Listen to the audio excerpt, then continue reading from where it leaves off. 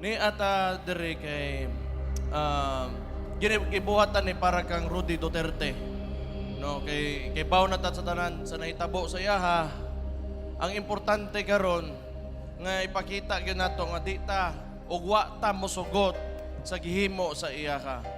So dili na lang man is simple nga butang kay daghan kog nakit-an pod nga daghan naga-actively participate gyud. Ang panahon man gyud sa eleksyon karon, pero dili ni eleksyon lang ato ang ginastoryahan diri, kundi ang kaugmaon gyud sa Pilipinas. Kay kani ilang gibuhat nila kang Rudy Duterte nga gusto nila walaon diri sa Pilipinas aron malimtan.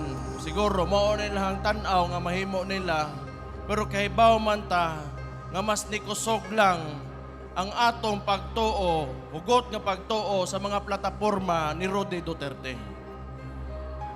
Buot pasabot ana, tan-aw nako ilang mao nang gikidnap nila kay murag di gyud sila kadaog sa ato ang mga ginatuohan o sa plataporma ni Duterte. Ngunang naa ang Green Rice Action na itong gibuhat karon nga kada Domingo ug kanang humana mog simba, humana mog soroy, mga kita dire, dagang mo istorya dire. Na imo tongtong, unya mo share, pwede mo manulti kung unsa inyong gibate. Importante gyud kayo ang partisipasyon karon sa matag Dabawenyo kay ang ato ang lugar di lang ang Davao kundi ang tibuok Pilipinas nagaagi og transformasyon gyud karon. Karon nakita nato nga ang ginakontra gyud mi sa administrasyon karon, labi na ang akong amahan nga illegal nila nga giaresto o gipadala sa Netherlands sa Hague. Unya kay bawtang tanan nakita nato og giangkon pod gyud nila nga wa sila mosunod sa balaod pag-aresto kang Rudy Duterte. Karon makita nato kung unsa nga klaseng gobyerno ang di nato gusto og naagian nato kaniadtong gobyerno sa panahon ni PRRD nga mao gusto natong mabalik pag-abot sa panahon. Basig karong 2028 og maluoy Ginoo og mosugot basig nasa kasing-kasing ni Inday Sara Duterte makabutang na po tag presidente nga mopadayon sa plataporma ni Rudy Duterte.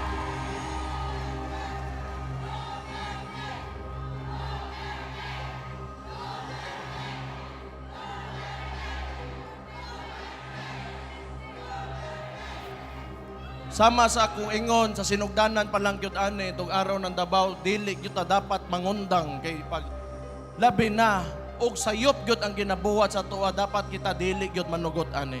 So kani atong ginabuhat kada Domingo mao ning pagpakita nato sa administrasyon, dili man ni sa ingnon nga kanang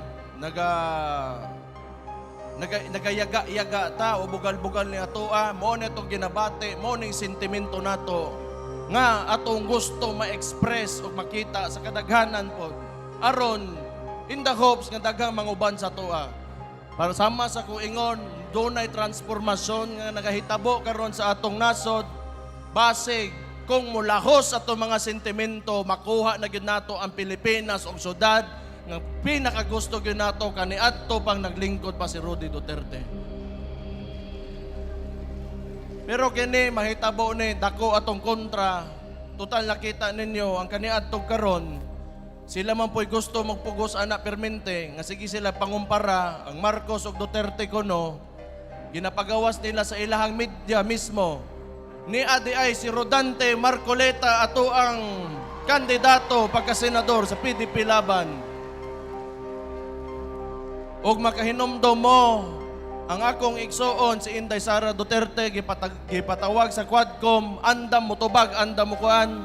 Kaso kini mga tao sa Congress under kang Martin Romualdez di mo sugot og tubag nga di nila gusto. Pero si Rodante Marcoleta mo'y nidepensa og wala gipasagdan ako igsuon. Ato siyang palakpakan, Rodante Marcoleta. Kani mo'y isog yun na congressman.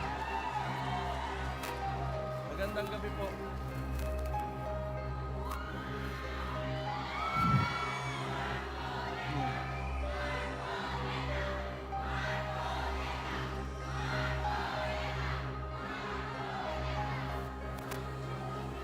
Pero ako, gusto ko mahibaw mo nga papasalamaton kay ko kay dili lalim gyud ang gibuhat nila sa kang Rodi Duterte. Ako ang tong amahan. Nasakitan kaayo ko pero sama sa kong iyon sa sinugdanan pa lang dili panahon nga magluyata, panahon para kita may monokol gyud. Dili gyud ta mosugot sa ilang gibuhat kay dili gyud to tama. Diha lang ibutang nato na permente. Kada Domingo, balik-balik ta, ipakita nato ato ang dili pagsugot aning kuan. Ilahang di lang gyud sa ilang binuhatan, pati sa ilang treatment sa diri sa Davao City ug iyang mga tao. So, di lang po kay ko magdugay og istorya kay doon na po ko'y rally sa 3rd District. Gusto ko magpasalamat, gusto ko mahibaw mo nga kamo mga nagasuporta sa among pamilya, pinangga kay tamo. Salamat kayo. Mubaws ko sa inyo ha.